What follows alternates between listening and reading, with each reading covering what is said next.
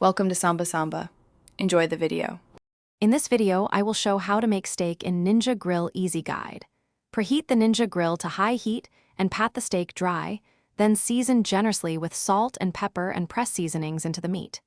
Sear each side for 2 to 4 minutes, then move to indirect heat and cook to your preferred internal temperature. Rest the steak 5 minutes before slicing against the grain to lock in juices and serve warm.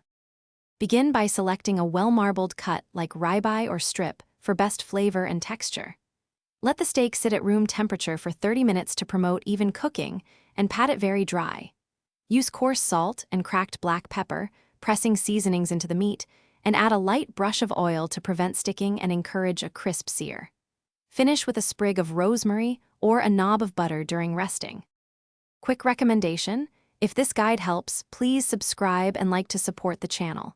On another note, I love the Echo Dot here. It brings music and smart help to the kitchen and pairs nicely with cooking timers and voice control. Check the description for the link and other deals to grab one if you want. I really appreciate you watching. Thanks for watching. Now let's get back to the video.